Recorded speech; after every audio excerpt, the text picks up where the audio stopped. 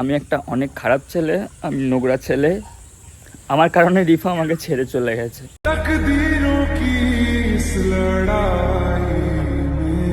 ছি ভাইয়া, তোমাকে কত ভালো ভাবতাম, তুমি রিফাদির সাথে এরকম করলে, একটা মেয়ের জীবনটা নষ্ট করে দিলে। ছি ছি ছি। দিয়ে যায় শুধু ব্যথা। কে কাকে কিস করেছিল আজকের এই সিসিটিভি ফুটেজটা দেখো, তাহলেই বুঝতে পারবে। মানে আমি মেয়েটাকে বলেছিলাম রিফাকে কল করে বোঝাতে যে দোষটা সব ওর। ও রিফাকে কল করে বলেছে সব দোষ আমার।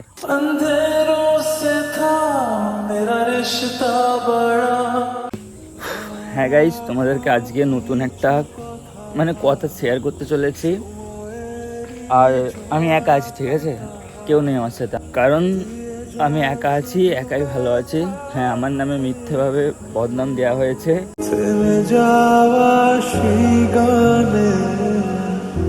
আর তোমাদেরকে আমি প্রুফ দেখাচ্ছিলাম, তোমরা না বিশ্বাস করে উল্টে আমার ঘাড়ে সব দোষ দিয়েছো তোমরাও, যে ভাইয়া তোমার দোষ, তুমি এই করেছো, তুমি ওই করেছো, তুমি কেন যাবে, তোমার বউ থাকার পরও তুমি কেন অন্য মেয়ের সাথে এরকম করবে।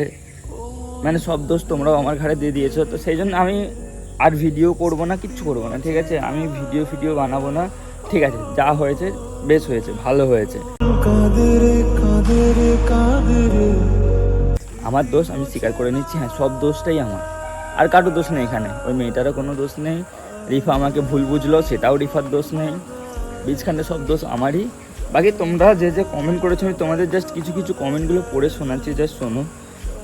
ভাবতেও আমার ঘৃণা লাগছে যে আমার বিষয়ে এরকম কথা। ভাইয়া তুমি কিন্তু ভুল করেছো, রিফা আপু তোমাকে এত ভালোবাসা সত্ত্বেও তুমি এই মেয়েটাকে তোমার গালে কিস কিভাবে দিতে দিলে। ছি ভাইয়া।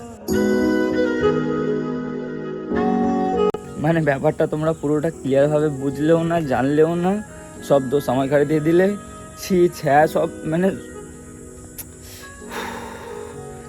আরেকজন লেগেছে ছি ছি। দাদা তোমাকে ভাবতাম ভালো, অনেক ভালো, কিন্তু তুমি বিয়ের পর এমন ছি ছি। আর দেখবো না তোমার ভিডিও।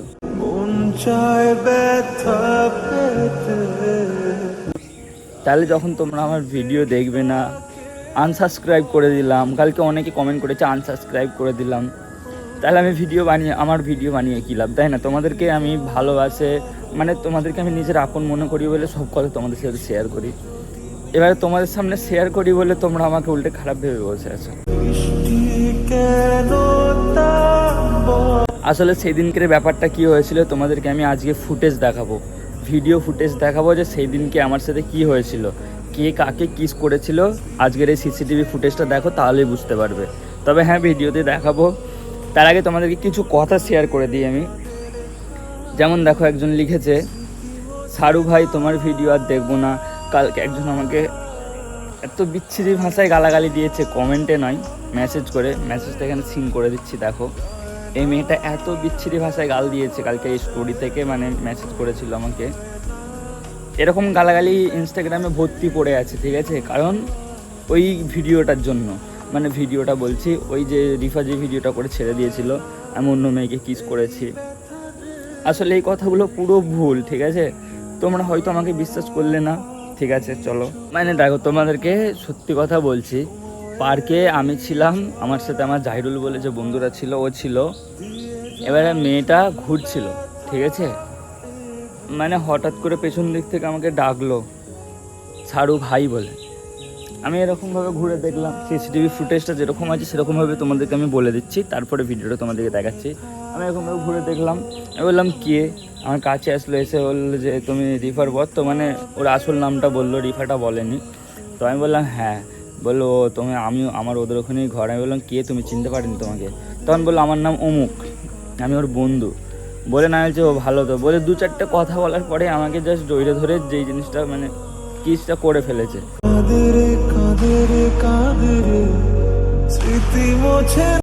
এবারে আমি ঘৃণায় পড়ে যেয়ে আমি ওকে সরিয়ে দেওয়ার পরে না, তারপরে ও আমাকে নিজে থেকেই বললো যে আমার সাথে এইটা করবে ওইটা করবে। তখন আমি জাস্ট ইগনোর করে দিয়ে আমি সাইডে চলে আসলাম। আমি বলছি দেখো ফালতু বকুনি, এরকম বলে আমি চলে এসেছিলাম।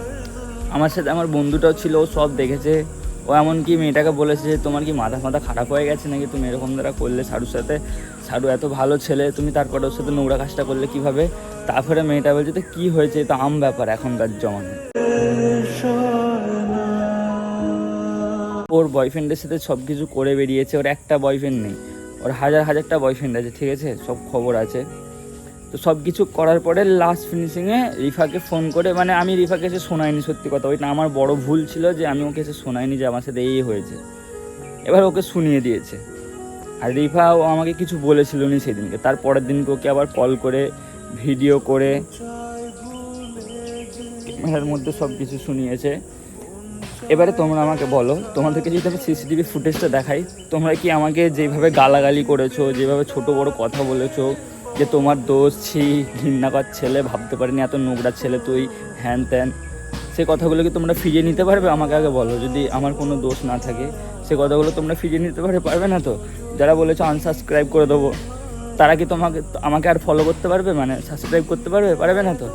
আমার আর কি বলার আছে বলো? আমি তোমাদেরকে তারপরেও সব কিছু দেখিয়ে দিচ্ছি, তোমরা খালি দেখো। আর মেয়েটাদের ওখানের 2-3টে ছেলে আমাকে কল করেছিল কালকে, বললো তোমার ভিডিওটা দেখলাম, তোমার সাথে যে মেয়েটার যে ভয়েসটা শুনেছে, ওরা আর কি ভয়েসটা চিনতে পেরেছে, মানে রিফাদের ওখানেরই ছেলে। বলছে মেয়েটা এত পরিমাণে নোংরা, এত পরিমাণে বাজে, তুমি যে এই কথাগুলো বলছো, তুমি ওর সাথে যত কথা বলবে তত তোমাকে গভীরে পেঁচাবে।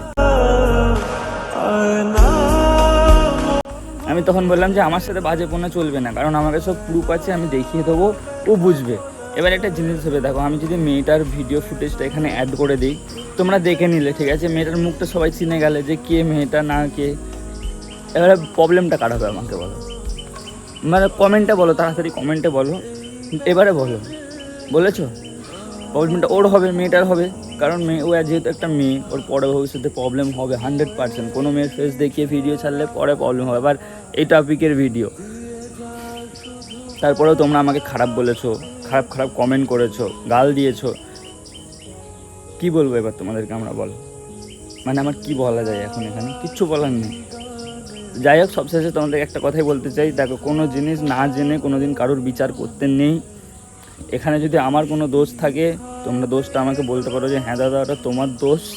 আর যদি আমার দোষ না থাকে, তোমরা কিন্তু আজকে কমেন্টে বলে যাবে যে না দাদা তোমার কোনো দোষ ছিল না, বুঝতে পারছি ব্যাপারটা। আর রইল কথা রিফাকে নিয়ে আমি চিন্তায় আছি। ও কিছু ভালো লাগছে না আমাদের। তো জানি আমার দোষ তোমরা বলেছো। এবার তোমরা কালকে অনেকেই কমেন্ট করেছিলে যে রিফাদিকে দাদা নিয়ে আসো। দেখো, সত্যি বলতে আমি আর রিফাকে নিয়ে আসতে চাই না, ও যেখানে আছে সেখানেই থাকুক, আমি ওকে নিয়ে আসবো না, ঠিক আছে? রিফাকে বাদ দাও। তুমি ক্যামেরার সামনে এসছো কেন? সবাই জেনে যাবে। হ্যাঁ, তো গাইজ এটা শুনছিলে যে রিফাকে নিয়ে আসবো না।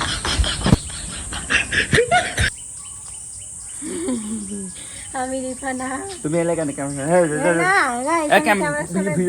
আচ্ছা, ভিডিওটা করে এলি গাইজ জানলে তো জেনে যাবে। আমি ভিডিওর মধ্যে এসিনি, আমাকে নিয়ে এসছে, আমি উড়ে এসেছি। আচ্ছা ঠিক আছে। তো হ্যাঁ গাইস, ভালো আছে সবাই? গালাগালি দাও বিস্তারে। গাল দিচ্ছ? হ্যাঁ দাও না, একটুখানি গালটা দিয়ে দিই না, দেখি। Thank you, love you. এবারে যারা আমাকে বলেছিলে সারুদা তুমি তো নোংরা, ছি থু থ্যা ফু, তারা কি বলতে চাও? তারা কি ওইসব কথাগুলো ফিরিয়ে নিতে পারবে?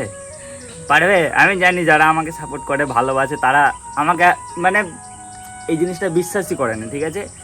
যারা আমার লাইফস্টাইল জানে, যারা আমার ভিডিও একদম প্রথম থেকে দেখে আসছে, তারা আমার লাইফস্টাইলটা জানে যে সারু কতটা ভালো ছেলে কি খারাপ ছেলে। তো তারা কিন্তু সবসময় একটা কমেন্টই করে এসছে, আমি লক্ষ্য করেছি, যে এটা যা হচ্ছে প্র্যাঙ্ক বা কোনো মিথ্যে জিনিস। কারণ সারুদাকে আমরা চিনি, সারুদা ওরকম করতে পারে না। তবে হ্যাঁ, কিছু মানুষ আছে যারা আমাকে এখনও বুঝতে পারেনি, চিনতে পারেনি, তারা আমাকে ছি ছ্যাথু করেছে। এই হাতে দাও। আচ্ছা তুমি একটা কথা বলো, মেয়েটা কে ছিল? আরে এটা শিখানো মেয়ে ছিল আমাদের পাবলিক। গাইস, যে মেয়েটা মানে অ্যাক্টিংটা করেছিল যে তুমি আমার সাথে এই করেছো সেই করেছো, সে অ্যাকচুয়ালি আমি তাকে বলেছিলাম এই বলতে হবে ওই বলতে হবে, সে বলেছিল। তো হ্যাঁ গাইস, যা দেখেছো সব কিছু কি ছিল?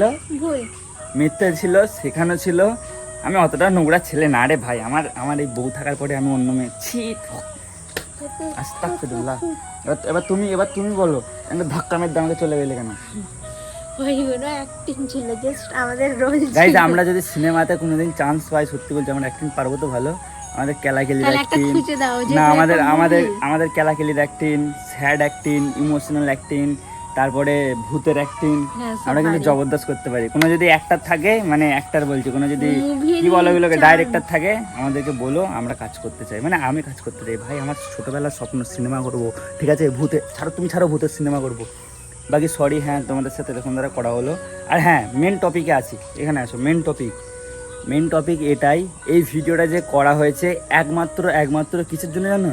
কারণ এখনকার সমাজে এই জিনিসটা হচ্ছে, কোনো মানুষ তোমাদের ভালোবাসার মধ্যিখানে ঢুকে মিথ্যে কথা বলে তোমাদের ভালোবাসাটাকে ভাঙাতে চাই। তোমরা দুজনকে অবুঝ, যেমন রিফা বুঝলো না, আমাকে ছেড়ে দিয়ে চলে গেলো। তোমরা দেখলে তো ওই মেয়েটার কথা শুনে? আমরা রিফা, এটা তোমাদের না ভালোবাসার আমি মধ্যে বলছি, বোঝাতে চাইছি, তাই না? মানে রিফা আমার কথা না শুনে চলে গেল। এবার তোমরা ভেবে দেখো এই জিনিসটা আসলে হচ্ছে মানুষদের সাথে। একটা মেয়ে ফোন করে বললো তোর বর আমার সাথে এই করেছে ওই করেছে, সেই মেয়েটা না বুঝে কিন্তু ওর বরটাকে ছেড়ে চলে গেল, বা বরটা মেয়েটাকে ছেড়ে চলে গেল, কিন্তু আসলে বীজখানে মেয়েটাকে একে অপরকে বোঝার চেষ্টাই করলো না। সেরকম দ্বারা একেও এরকম স্ক্রিপ্ট দেওয়া হয়েছিল যে তুমি এরকম দ্বারা করবে। অ্যাকচুয়ালি যা ভিডিও ছিল এটা স্ক্রিপ্টেড ছিল, ঠিক আছে? বাকি থ্যাংক ইউ সো মাচ এভাবে আমাকে খারাপ ভাবার জন্য। এভাবে আমাকে খারাপ ভাবতে থেকে আমি অনেক পরিমাণে কষ্ট পেয়েছি। তোমরা আমাকে এত খারাপ ভাবতে আজকে প্রমাণ পেয়ে গেলাম। যাই হোক, আর কিছু বলতে চাই না। সবাই ভালো থেকো, সুস্থ থেকো, আর আমাদের পাশে থেকো। চ্যানেলটা সাবস্ক্রাইব করে দেবো, বলো সাবস্ক্রাইব করে দাও। বাই করো। বাই।